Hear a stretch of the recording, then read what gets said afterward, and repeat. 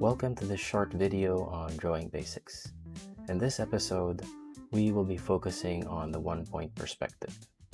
Here, we're going to learn about horizon lines, perspectives, and vanishing points, as well as a few other additional lessons, so stick around and let's have some fun. We start with drawing the horizon line or eye level line in the middle. This can also be anywhere in the paper, depending on where you're looking. If you're standing, sitting, or up on a building. For now, we'll just focus on the eye level horizon line. The dot in the middle is called my vanishing point. In simple terms, a vanishing point is where two parallel lines converge in a single point, and this is where all our drawing's perspectives will be based on. Speeding up the video here, I'm drawing a 1-inch cube, using the vanishing point as a reference for my perspective.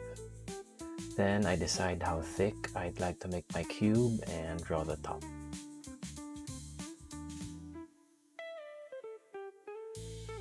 Now if I want to find the lines of the cube that are hidden or behind it, I use the vanishing point and draw light lines using the two bottom points of the cube. Choosing the top rear points, I draw lines going down till I hit the bottom vanishing point lines of the cube. After that, I connect the two bottom rear points. Then I use broken lines to draw and find the unseen parts of my cube, all while still following the vanishing point line. And there is our one-point perspective cube. Nice. But what if we want to draw the cube in a different area? Let's try drawing on the left side. I'm going to draw a smaller cube and let's see how it goes. Using the same perspective principles that we used on the cube drawn on the center, we'll draw the lines from the cube corners and draw them all the way to the vanishing point. Again, I chose how thick I want my cube to be and complete the left and top side.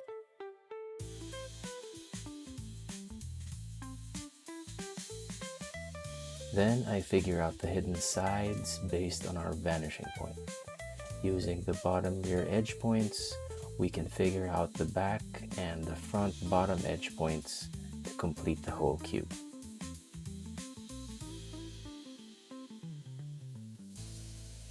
Let's move a little closer for our next example. Now let's say I want to make a rectangle that's farther away. We can simply use the same vanishing point lines as our left cube and start to figure out the shape. I draw a point as a reference for my bottom edge to complete the front face.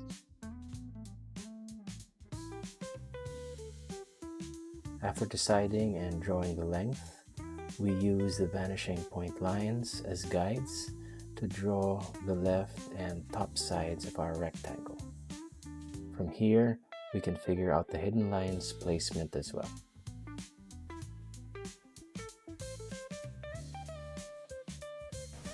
Now, how about we try a different shape, like let's say an octagon?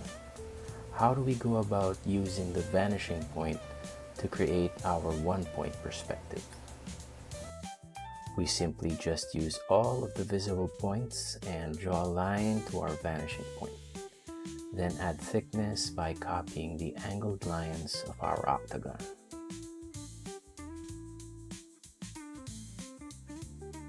Using the method we used on the cube, we can also figure out the hidden lines behind the octagon.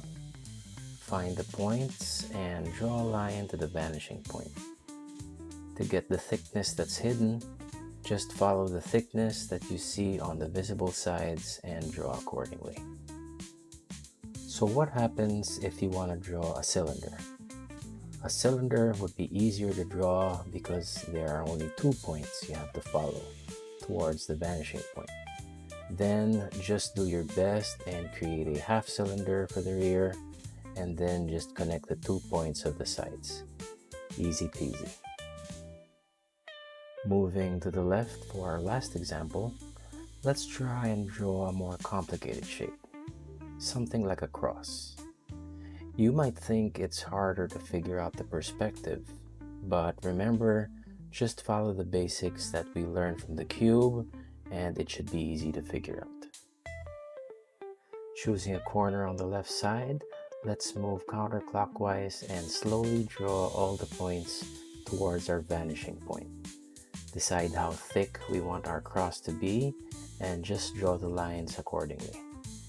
I decide not to add the hidden lines anymore, and this time just add some shading. Try and figure out the hidden lines when you do this on your own. And there you have it, a simple lesson on the one-point perspective. Before you go, I have 2 quick drawings as a treat for reaching the end. It's an example on how powerful the one-point perspective can be.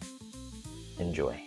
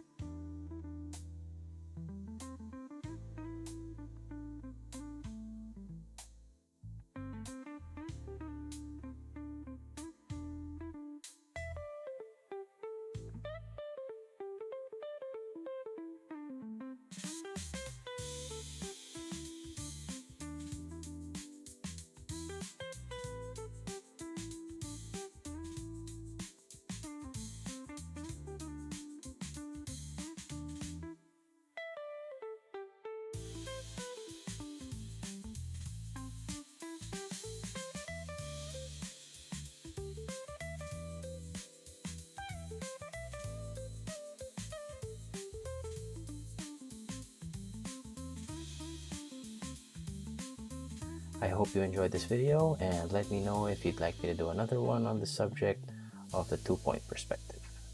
Bye.